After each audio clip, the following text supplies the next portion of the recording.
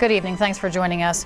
BC has the harshest drunk driving laws in the country. Police can issue immediate roadside suspensions, impound vehicles, and impose fines on drivers who refuse a breathalyzer test or blow over .05. But today, BC's highest court ruled while much of the legislation is necessary to prevent drunk driving, the most stringent part of BC's law is unconstitutional.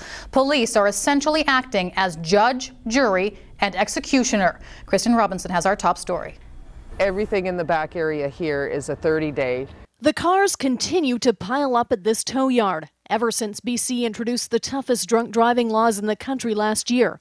Up to 100 vehicles, or more than 50% of the lot, are parked here after their drivers received 3, 7, or 30-day roadside suspensions. Over the last 3 weeks, it has been very challenging for space. Now, part of the new legislation that brought these vehicles here is not stacking up to the Charter of Rights and Freedoms. Justice John Sigurdsson found it infringes Section 8, the right to be secure against unreasonable search and seizure, insofar as it concerns the prohibition, penalty, and costs arising from the roadside screening device registering a fail reading over .08. In a serious situation where a person will lose their license for 30 days or 90 days with significant financial penalties, consequences to potentially their career and their lives, that is going too far. Police are acting as a prosecutor, they're acting as the judge, and there's really no effective appeal mechanism, the judge found.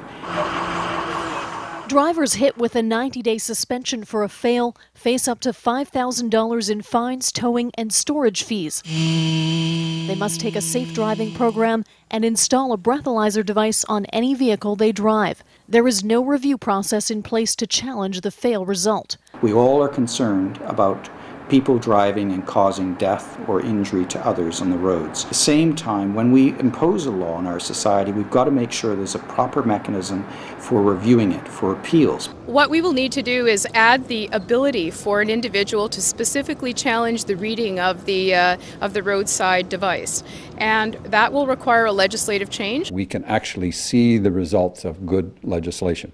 We're going to have to tweak it a little bit, I understand, but I can tell you there'll be no let up for impaired drivers. During the first year of the tougher laws, drunk driving deaths dropped 40% in BC.